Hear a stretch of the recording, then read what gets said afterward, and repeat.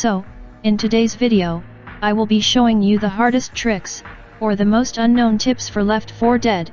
Here I will show some advanced techniques that mostly of the Left 4 Dead YouTubers didn't show you, including advanced movement, edge bugs, skips, GodSpots, super advanced hunter techniques, tournament techniques, wall bangeable walls, and some other rare stuff about Left 4 Dead 2 competitive CFG, some pop spots and some ghost clearing spots, or as they call it, special infected spawn breaking.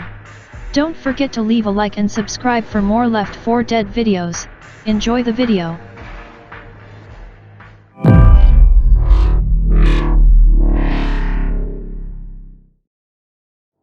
The game rate, tick rate, or interp ratio, is the accuracy of the infected hitboxes, which allows us to hit the hitboxes properly based on the interp ratio, which 100 interp ratio is the default one. That appears to be the worst setting to skeet a hunter like this. So, changing your settings in the console or in the game auto exec, you can change the CMD rate settings and the interp ratio to make the hitbox accuracy seems a lot better to skeet a hunter with full accuracy. Here is the settings that you need to change on your auto exec to get better at hunter skeeting.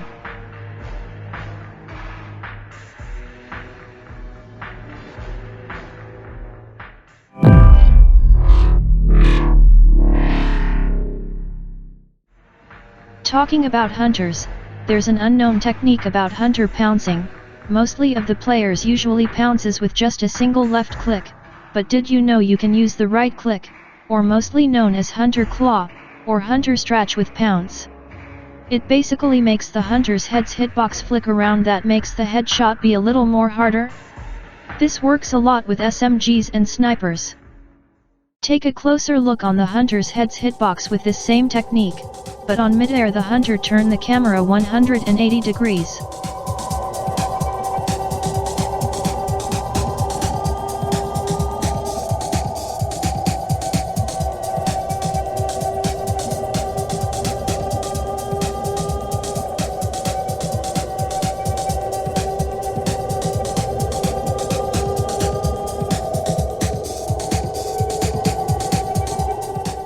This is the hunter's clipping box, which can collide with some props on the maps or walls, but depending on the angle of your camera on pouncing, you can just jump over an object that easy. You just need to look with your camera angle below 0 to work, otherwise it can just trap you on the object and you will lost a lot more time to attack your enemy.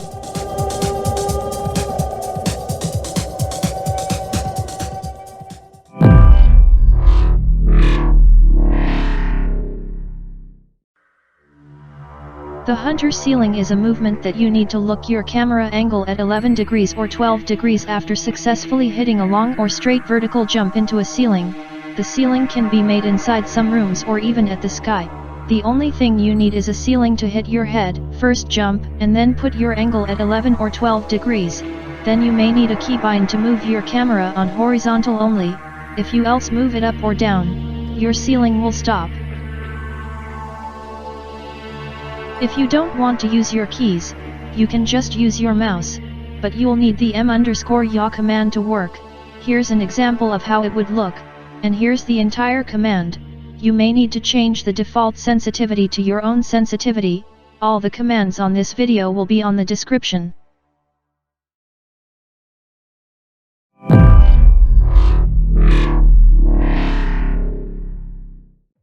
Edgebug is a glitch in the engine that allows you to fall down a long distance without taking any damage and slash or dying, by hitting the exact edge/brush of a certain block.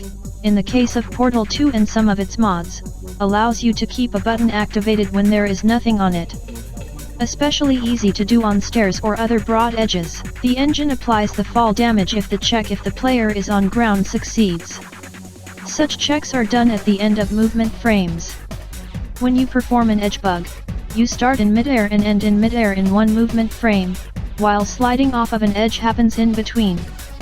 The game never knows if you were on the ground or not, never applying the fall damage. This technique also works on any Source engine or Gold Source game, by the way.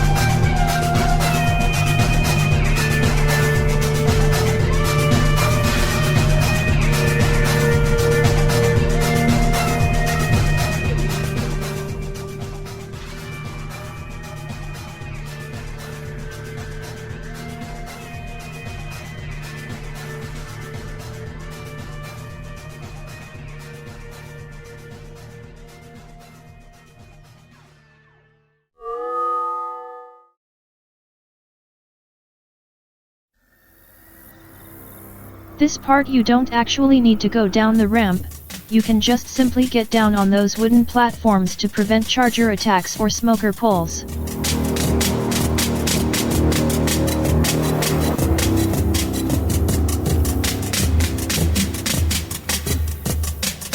And this is a good spot to prevent spitters and jockeys. If you get charged on this part, don't worry, you don't need to go to the entire long way again, you can jump on this generator and jump again into the place that you were before. This skip only works after someone from the team passes the entire way first. This famous skip can be done in a much more easier way. You can simply just strap from the ledge without needing to go all the way up. On the start of Dark Carnival, we have 3 vans that we can do 3 types of tricks, such as for the survivors or the infected team. On the left one, we can jump through by stepping on this invisible platform. On the middle one, was recently discovered a new little skip we can do by running straight on this line on the floor as tank, that allows us to get up this van faster than jumping into it. This is good for those who stay behind the van trying to shoot us. On the left one, there's a little skip that we can jump into the trees. Smokers cannot grab you in there, there's an invisible wall that prevents you from trespassing that way, but if you do a strafe jump you can bypass it. There are a few movement tricks on this area, such as long jumping and some other pop stuff.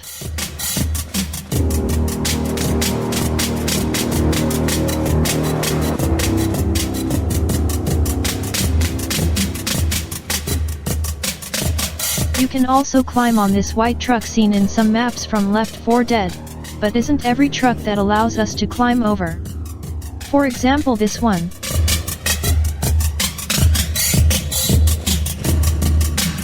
And these from Dark Carnival Remix.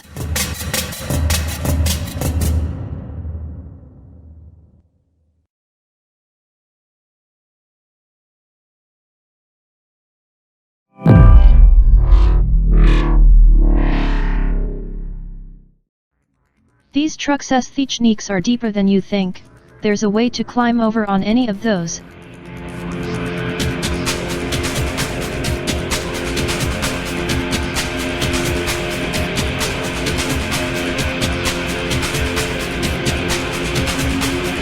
You just need to jump on these spots and then you're up. This is one of the best spots I've ever seen for a start of a match. We can place 4 survivors in an of these GodSpots around this area of Dark Carnival, like this.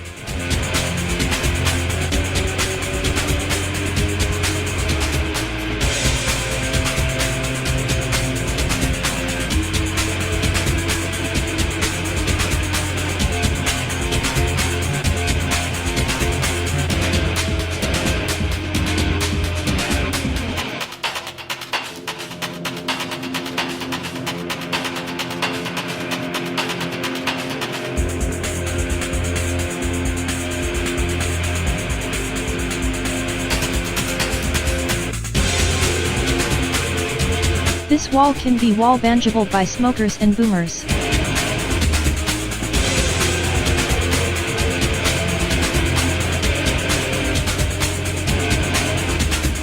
This part you should go back mostly of the times because probably someone would spawn behind you. The best effects detail setting is medium.